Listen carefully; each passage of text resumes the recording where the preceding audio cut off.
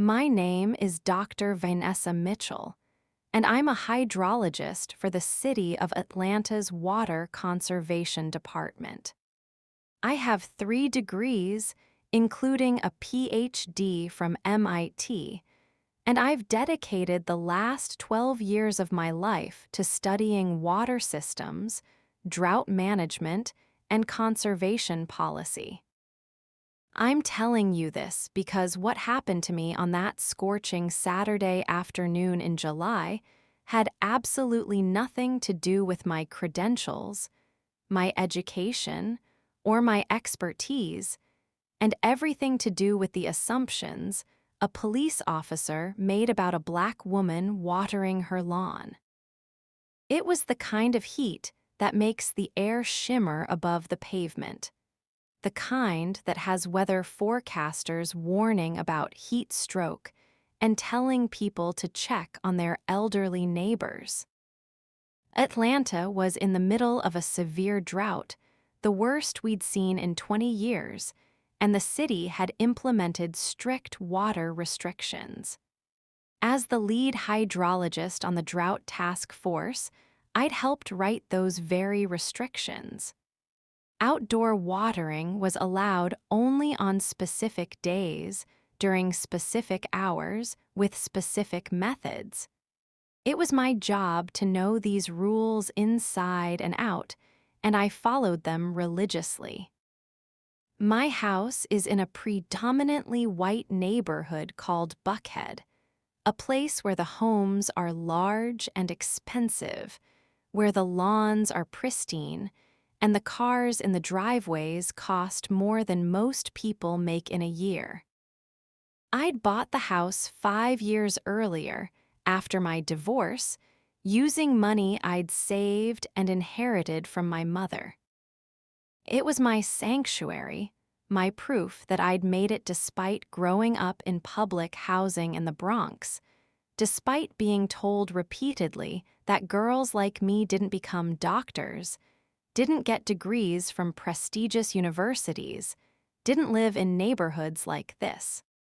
The lawn had been a point of pride for me. I'd spent 2 years converting it from traditional Kentucky bluegrass to a drought-resistant native grass mixture that required 70% less water. I'd installed a smart irrigation system that monitored soil moisture and weather forecasts, adjusting watering schedules automatically to use the absolute minimum water necessary. I'd even published a paper about residential water conservation using my own lawn as a case study. That lawn represented everything I believed in professionally, that we could have beautiful spaces while being responsible stewards of our limited water resources. On that Saturday, I was hand watering my vegetable garden, which was explicitly allowed under the drought restrictions at any time because it was food production. I was using a hose with a shut-off nozzle, standing in my front yard in shorts and a tank top, my natural hair pulled back in a scarf, watering the tomatoes and peppers I'd planted in raised beds near my driveway. It was 6:15 in the evening, just starting to cool down slightly from the brutal afternoon heat. I heard the police car before I saw it, that distinctive sound of tires crunching slowly over asphalt, the kind of deliberate crawl that means someone is watching, assessing, looking for problems. I glanced up and saw the white patrol car moving down my street, and I felt that familiar tightening in my chest that every black person knows, that involuntary response to police presence even when you know you've done nothing wrong. The car stopped in front of my house. The officer inside, a white man probably in his mid-30s with a crew cut and mirrored sunglasses, stared at me for a long moment. Then he put the car in park and got out. Ma'am, you aware there's a drought? His tone was already condescending, already assuming I was ignorant or defiant. I set down my hose carefully, making sure the nozzle was in the off position. Yes, officer. I'm actually a hydrologist with the city. I helped write the current water restrictions. He smirked. Actually smirked like I'd told him a joke. Is that right? So you know you're not supposed to be watering right now. Actually, I'm watering a vegetable garden, which is exempt from time restrictions under Section 4.2 of the current drought ordinance. Food production is allowed at any time with a hand-held hose with automatic shut-off capability. I pointed to the nozzle in my hand, the shut-off trigger clearly visible. Aha. He walked closer, his hand resting on his belt near his radio. You got some ID? Proof you live here. Something cold settled in my stomach. This wasn't about water restrictions. This was about a black woman in an expensive neighborhood and an officer who decided I didn't belong here. This is my house. I don't need to show you ID for watering my own garden. Ma'am, I'm investigating a possible violation of city ordinance. I need to see identification and proof of residence. Am I being detained? Am I suspected of a crime? His jaw tightened. Don't get smart with me, just show me your ID. I should have gone inside and gotten my identification. I should have been compliant and polite and made this easy. But I was tired. Tired of being questioned in my own yard, tired of having to prove I belonged in spaces I'd earned the right to occupy, tired of being treated like a criminal for existing while black. I know my rights, officer. Unless you're detaining me or have probable cause to believe I've committed a crime, I don't have to show you anything. The smirk disappeared.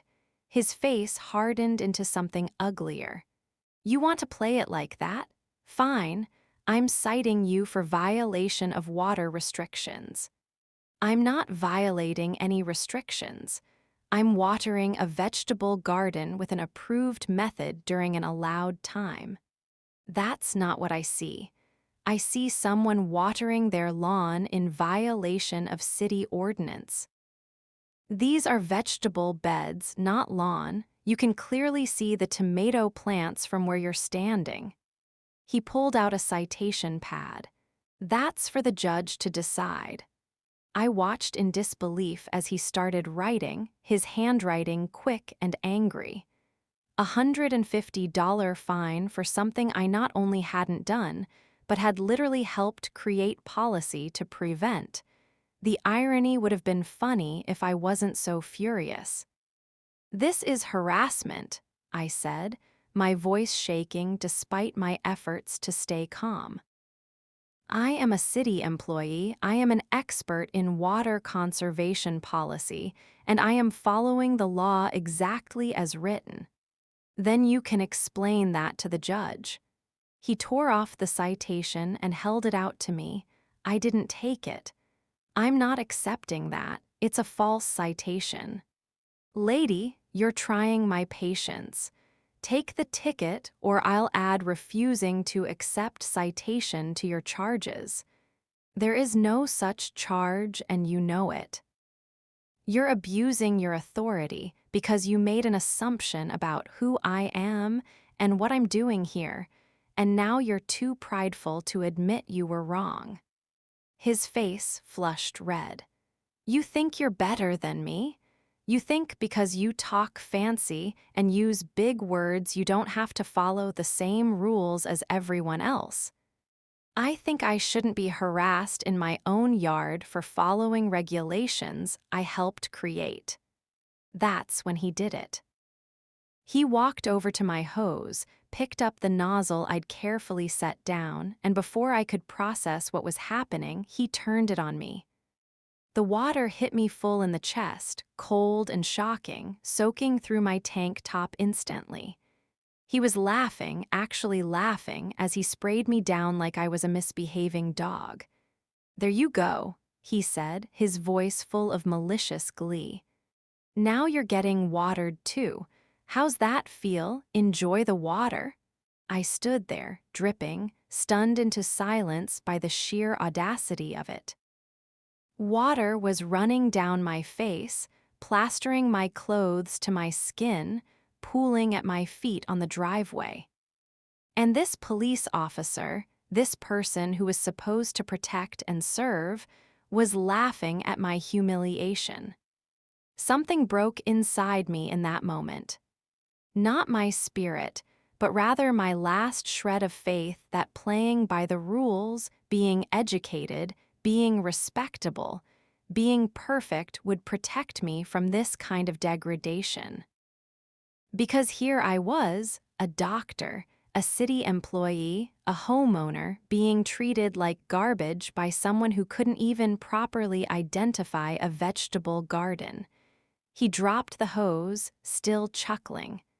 "Maybe that'll teach you some respect."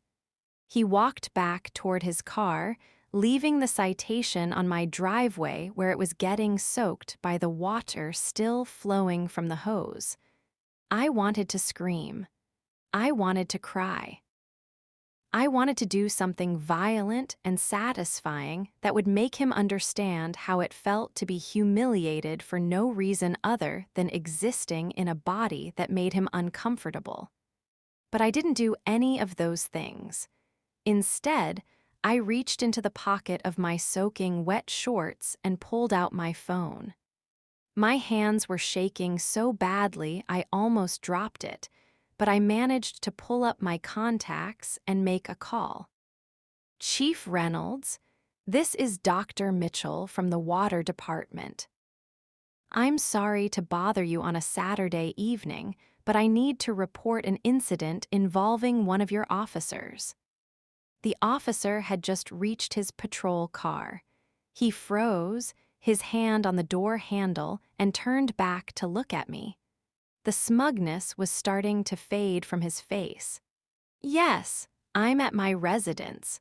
One of your officers just assaulted me with my own garden hose after issuing a false citation for water restriction violations. His badge number is—" I squinted at his uniform. "4732. Chief Reynolds, who I'd worked with extensively on the drought task force, who'd sat in countless meetings where I'd presented data and policy recommendations, who knew exactly who I was and what I did, said something sharp on the other end of the line. "Yes, I'm fine. Wet but fine. Yes, I can wait. Thank you, Chief."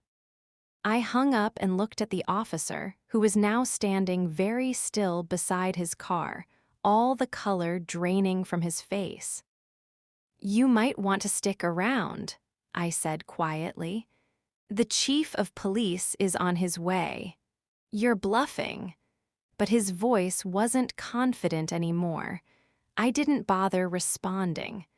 I just walked over to my hose, turned off the water at the nozzle, and coiled it neatly back onto its holder. Then I went inside, changed into dry clothes, and grabbed the folder I kept in my home office, the one with copies of my credentials, my employee ID, my published papers on water conservation, and the draft of the very water restrictions this officer claimed I was violating, complete with my notes and signature as lead researcher. When I came back outside, a second patrol car had arrived. The officer who got out was older, a sergeant based on the stripes on his sleeve, and the look he gave Officer 4732 was not friendly.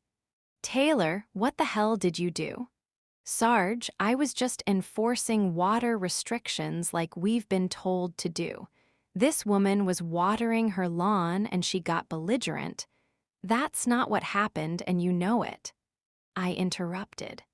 "I was watering my vegetable garden, which is explicitly allowed under current ordinances. When I informed him of this and declined to show ID without being detained or suspected of a crime, he became aggressive, issued a false citation, and then assaulted me with my garden hose while laughing about it. The sergeant looked at the wet pavement, at my damp hair, at the citation still lying on the ground.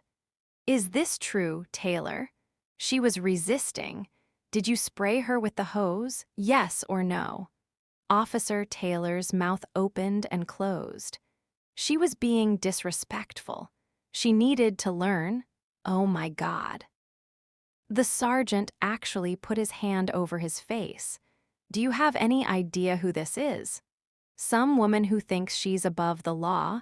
This is Dr. Vanessa Mitchell. She's the head hydrologist for the city.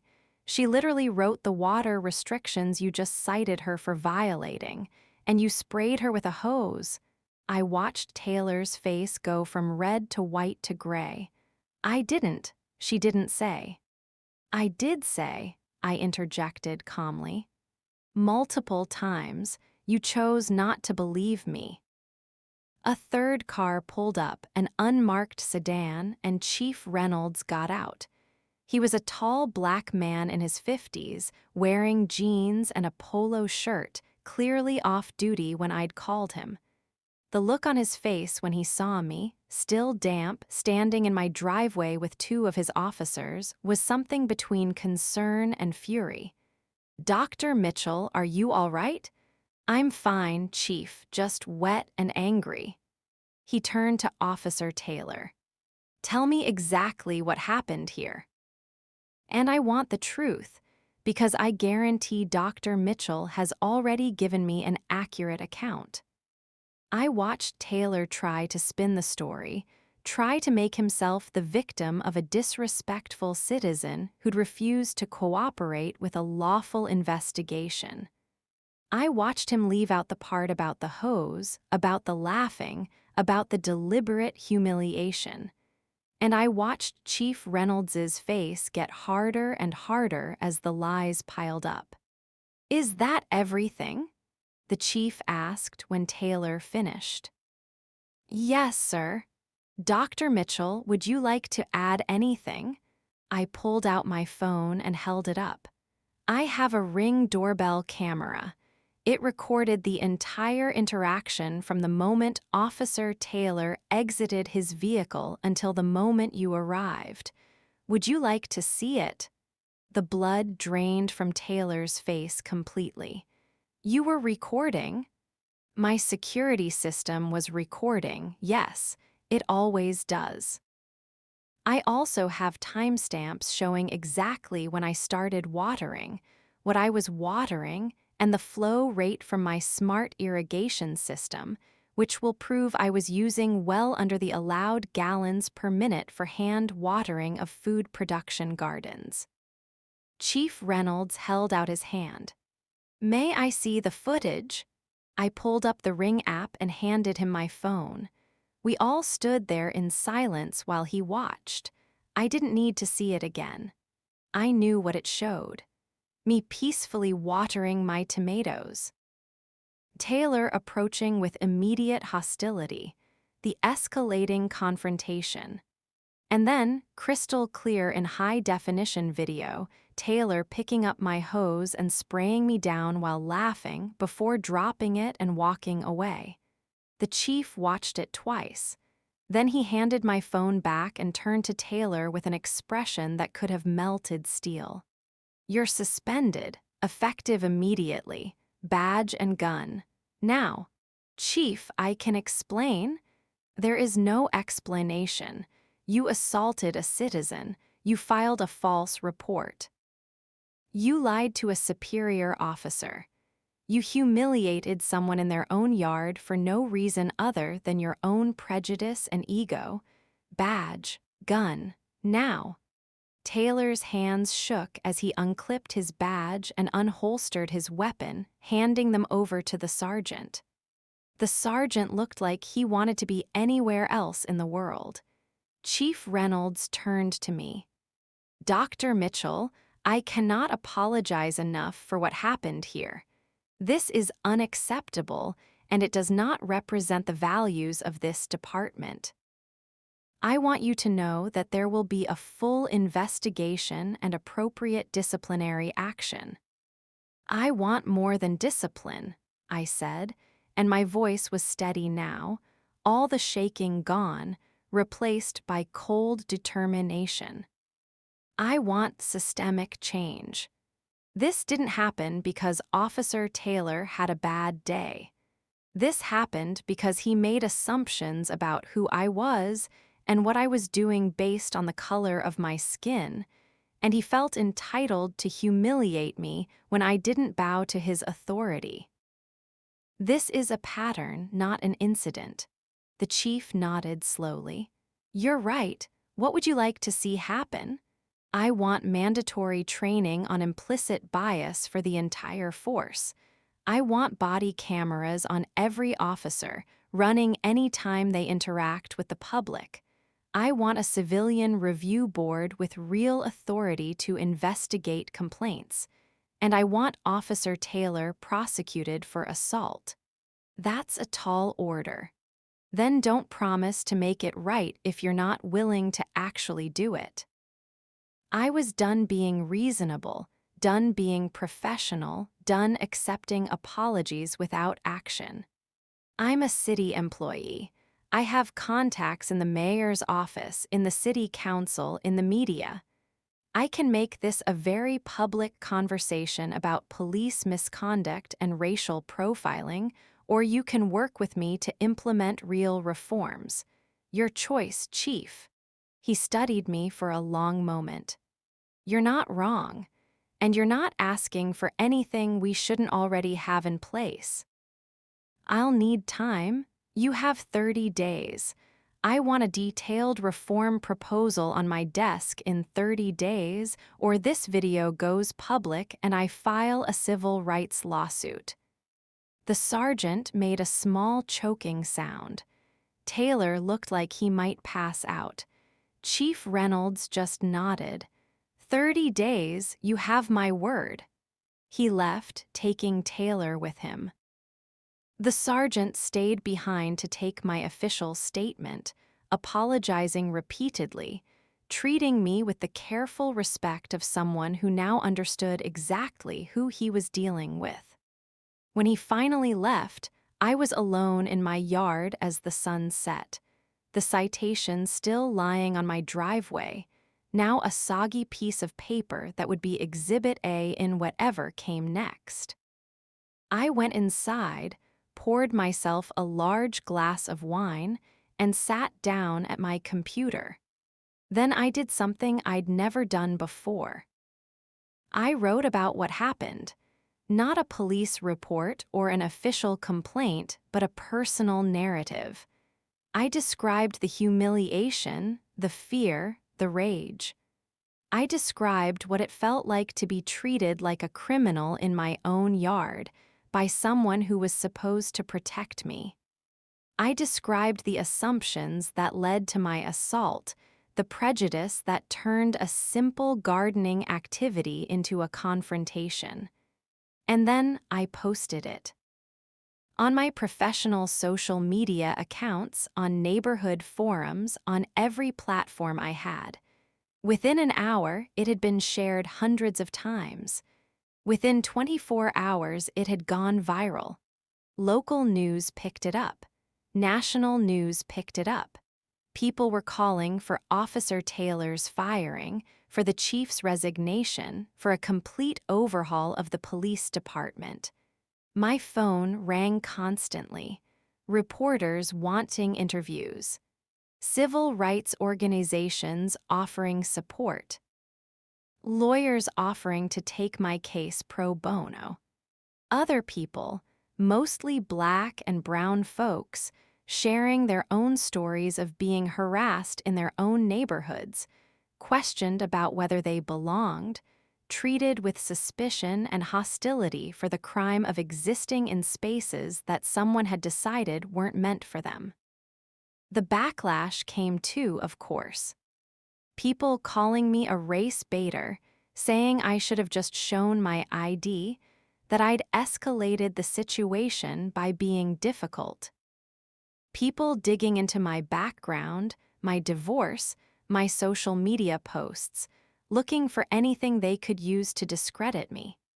Death threats arrived in my inbox and voicemail, anonymous cowards telling me to go back where I came from, that I was lucky Taylor had only used water. But I also got support. My colleagues at the water department issued a statement defending me. The mayor called personally to apologize and promise action. Community organizations organized protests demanding police reform. And slowly, painfully, something started to shift. The video was the key. Without that clear, undeniable evidence, it would have been my word against Taylor's, and we all know how that usually goes. But the ring footage showed everything. The unprovoked aggression, the lies about what I was doing, the cruel laughter as he sprayed me down. It was impossible to spin, impossible to deny, impossible to explain away as a misunderstanding. Officer Taylor was fired within a week. The police union fought it, of course, claiming he'd been treated unfairly, that the punishment didn't fit the crime. But the video was public now, and the court of public opinion had rendered its verdict. The city couldn't afford to keep him on the force, not with protests happening daily, not with national attention focused on Atlanta's police practices. The criminal case took longer. The district attorney charged him with assault and filing a false report, but I knew better than to expect real justice from the system. Police officers are rarely convicted for misconduct, even with overwhelming evidence. And sure enough, Taylor took a plea deal.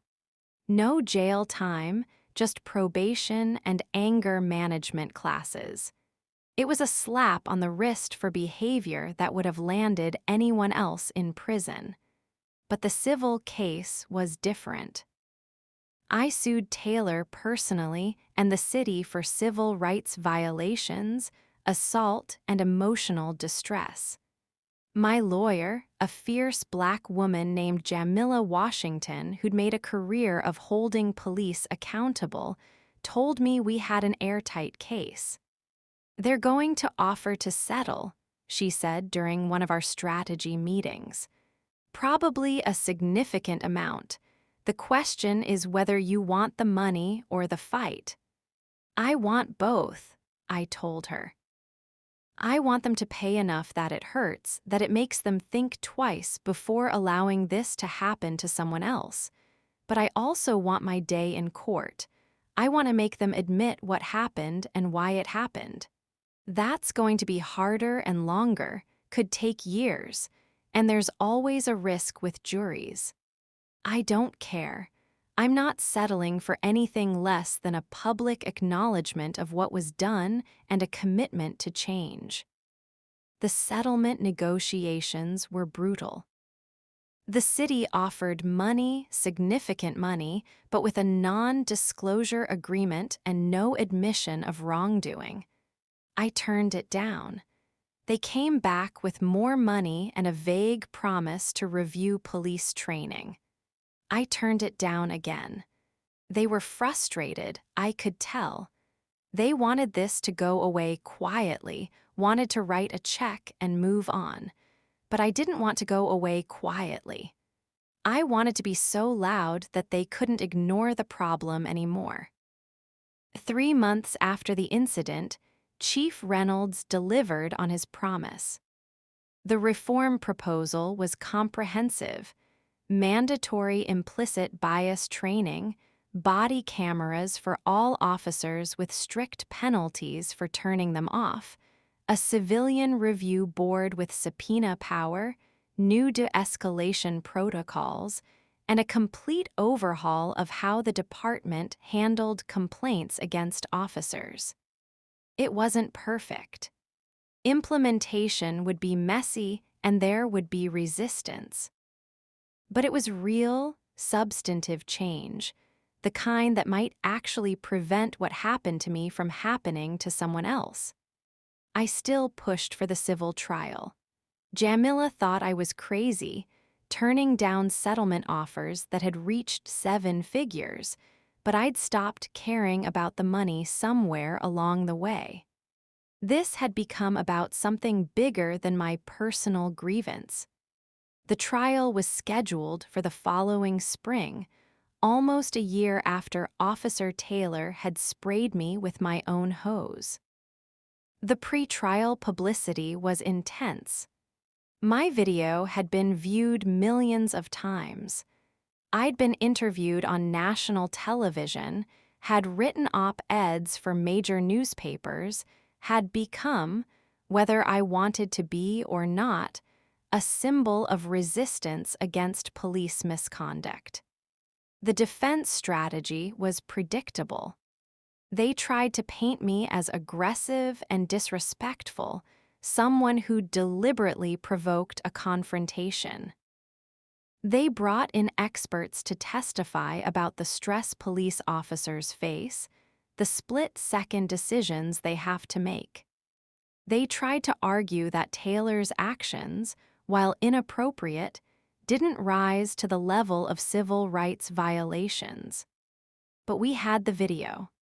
And we had witnesses, neighbors who'd seen Taylor patrol the neighborhood, who testified about his pattern of stopping and questioning Black residents, of treating people of color with suspicion while giving white neighbors friendly waves. We had records of complaints against him that had been dismissed or ignored. We built a case that this wasn't an isolated incident, but part of a systemic problem of racial profiling and unchecked authority. I testified for 4 hours. I walked the jury through every moment of that day, from the initial confrontation to the humiliation of being soaked with water while an officer laughed. I talked about what it felt like to have your dignity stripped away, to be treated as less than human because of your skin color. I talked about the message it sent, that no amount of education or achievement or respectability would protect you from prejudice, that you could have 3 degrees and a 6-figure salary and still be seen as threatening, as other, as someone who needed to be put in their place. The defense attorney tried to rattle me on cross-examination, suggesting I'd exaggerated my distress, that I was using this incident to advance some political agenda. But I stayed calm. I'd been preparing for this my entire life, really.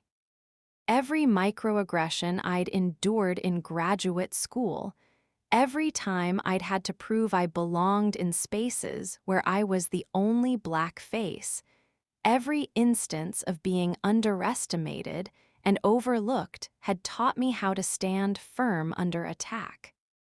"Is it true you refused to show the officer your ID?" the defense attorney asked. "Yes. And you understand that made him suspicious." "I understand that he assumed I was a criminal because a Black woman watering her garden in an expensive neighborhood didn't fit his worldview. Showing him my ID wouldn't have changed his prejudice. It would have just confirmed that I was right to challenge his authority." "You think you're above the law?" "I think I know the law better than Officer Taylor did. I literally wrote the water restrictions he cited me for violating. The law was on my side. His prejudice was not."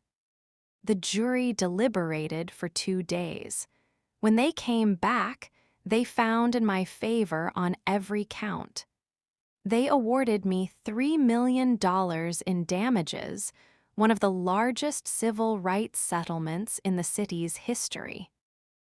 But more importantly, They included a specific finding that Taylor's actions were motivated by racial bias and that the city had been negligent in its training and oversight of officers. The verdict made national news. Police reform advocates held it up as a landmark victory. The police union called it an attack on law enforcement. And I just felt exhausted and empty because while we'd won this battle, the war was far from over. Officer Taylor appealed, of course. The city appealed. The case dragged on for another year before the appellate court upheld the verdict in full. By that time, I'd already started doing the work I really cared about. I'd taken a leave of absence from my position at the water department to focus on police reform advocacy. I traveled the country speaking about implicit bias, about the lived experience of racial profiling, about the need for systemic change in how we approach law enforcement.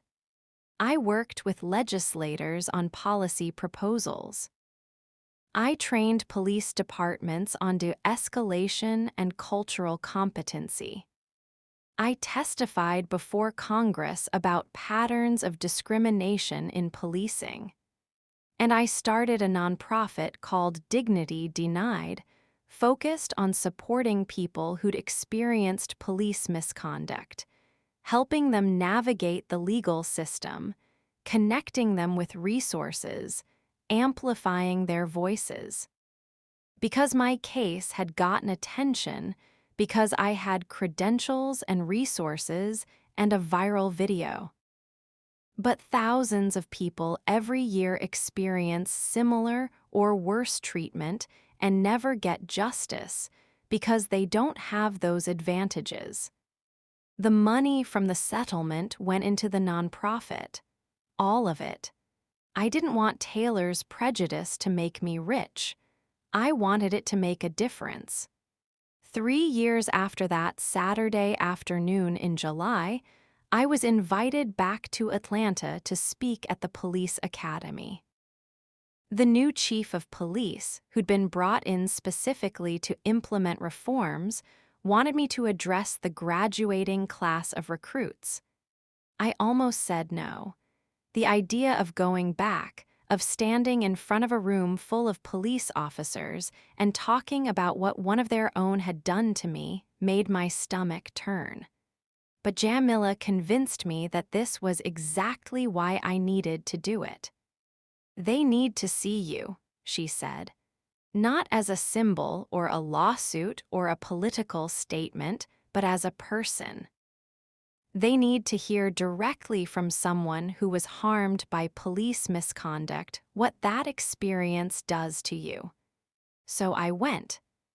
I stood at that podium and looked out at 75 young faces, all eager and nervous in their crisp new uniforms, and I told them my story. Not the legal version or the media version, but the human version. I told them about the fear I'd felt when Taylor approached me, the humiliation of being sprayed with water, the lasting trauma of being treated as less than human by someone who was supposed to protect me. "Some of you are probably thinking this won't be you," I said. "You'd never do something like that. You're not racist, you don't see color, you treat everyone the same. But implicit bias isn't about being a bad person. It's about the unconscious associations and assumptions we all carry, shaped by the society we live in." Officer Taylor probably didn't think of himself as racist. He probably believed he was just doing his job, enforcing the rules, dealing with a difficult citizen. But his assumptions about who I was, about whether I belonged in that neighborhood, about whether I was telling the truth about my credentials, those assumptions were shaped by racial bias. And because he had a badge and a gun and the authority of the state behind him, Those biased assumptions resulted in my being assaulted and humiliated. The question you have to ask yourselves every single day of your career is whether you're willing to challenge your own assumptions, whether you're willing to treat everyone with genuine dignity and respect, not just the people who look like you or talk like you or live in neighborhoods you're comfortable in. Whether you're willing to admit when you're wrong and to escalate instead of doubling down on a mistake. Because if you can't do that, you have no business wearing that uniform. The room was dead silent. Some of the recruits looked uncomfortable. Some looked thoughtful. A few were nodding. And in the back of the room, I saw Chief Reynolds watching me with an expression I couldn't quite read. After the speech, several recruits came up to thank me, to ask questions, to tell me they'd watched my video in their training and it had made them think differently about their role.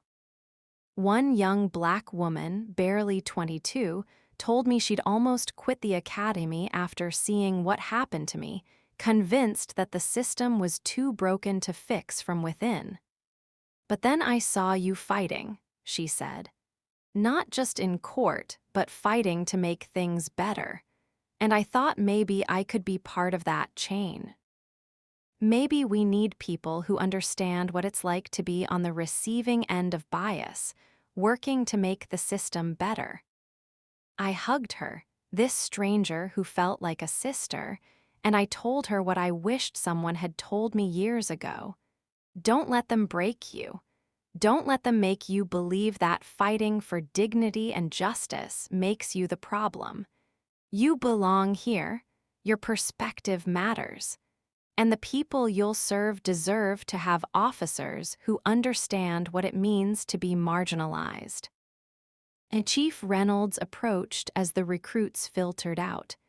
"That was powerful, Dr. Mitchell. Thank you for coming.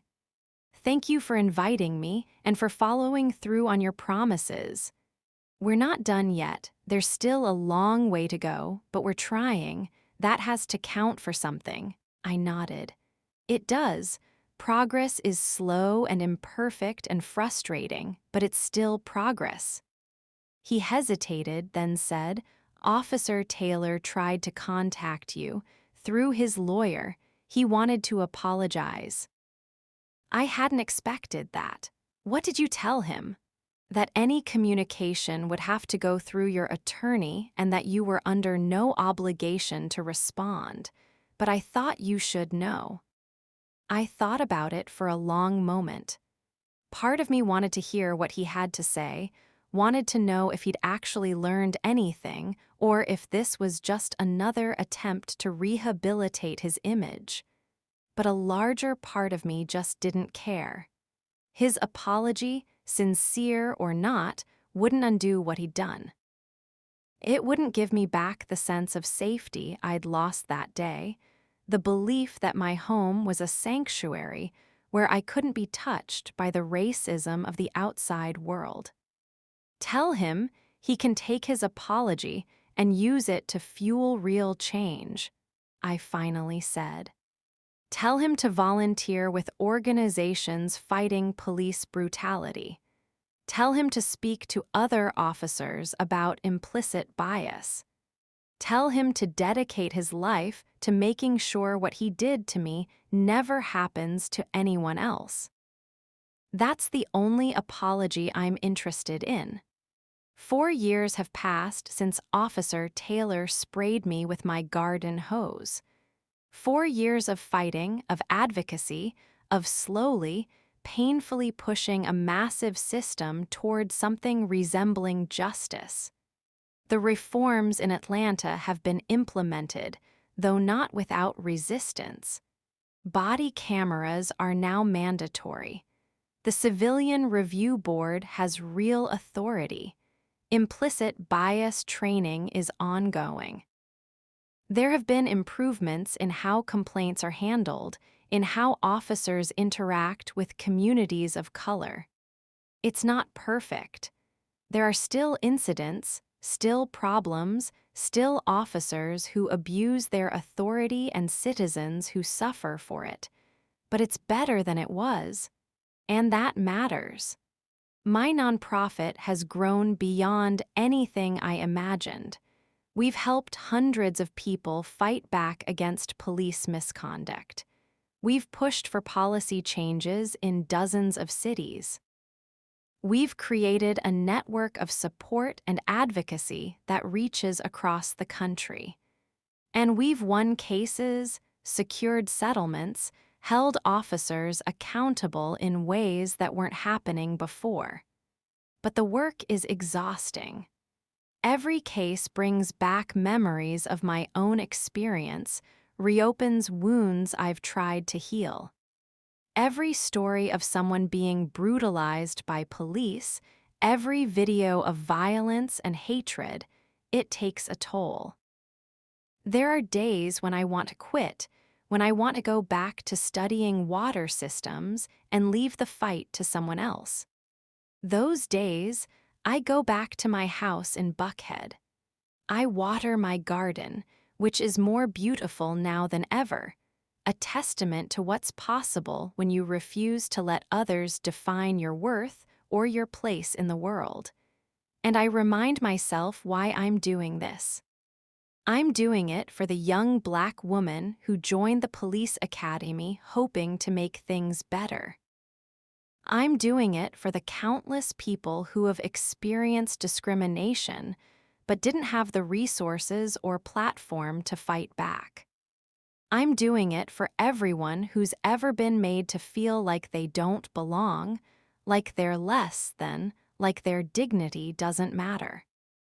And I'm doing it for myself, for the woman who stood in her driveway soaking wet and humiliated, who could have stayed silent and accepted the indignity, but who chose instead to fight back with everything she had. If you're watching this, if you've made it through this entire long story, I want you to do something for me. Subscribe to this channel if you haven't already. Leave a comment telling me your name and where you're watching from. But more importantly, tell me about a time you witnessed or experienced injustice. Tell me what you did about it or what you wish you'd done. Because change doesn't happen in isolation. It happens when enough people decide that the status quo is unacceptable, when enough voices join together to demand better. Your story matters. Your voice matters. Your refusal to accept injustice matters. My name is Dr. Vanessa Mitchell. I'm from Atlanta, Georgia. And I'm a hydrologist turned police reform advocate because a cop thought it would be funny to spray me with my own garden hose. What's your story? What's the moment that changed everything for you? What's the injustice that you decided you couldn't just witness and walk away from? Share it. Document it. Fight back against it. Because silence and acceptance are what allow these systems to perpetuate. Noise and resistance are what create change. Officer Taylor taught me something that day, though not what he intended. He taught me that credentials and education and respectability don't protect you from prejudice. But he also taught me that I was stronger than I thought, braver than I believed, more capable of fighting back than I'd ever imagined. That humiliation in my driveway became the catalyst for the most meaningful work of my life. That moment of powerlessness became the foundation for empowering others. That violation of my dignity became a crusade for everyone's right to be treated with respect.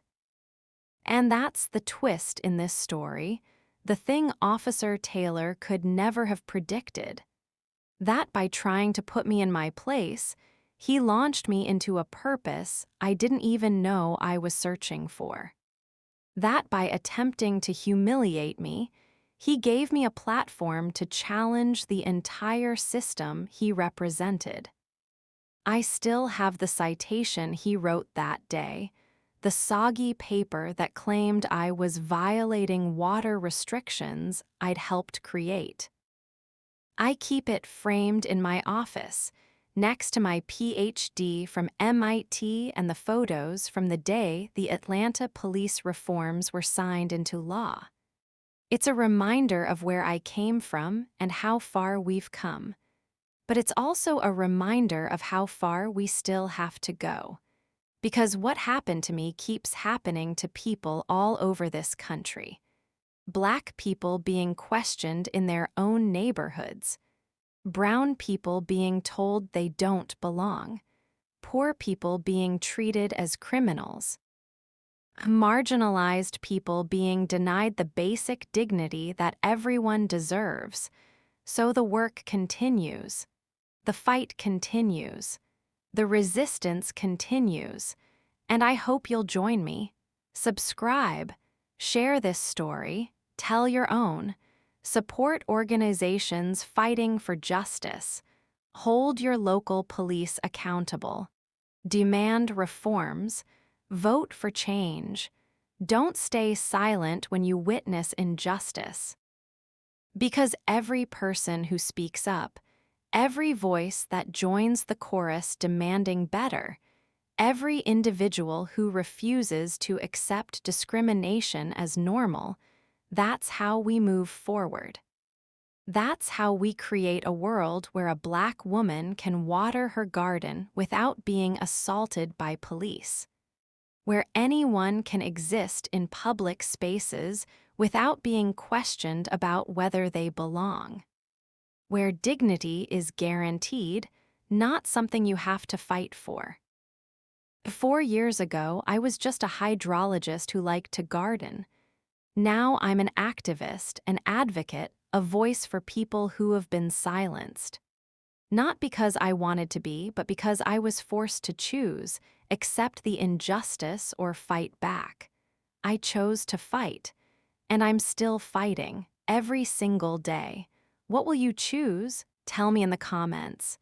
Tell me your story.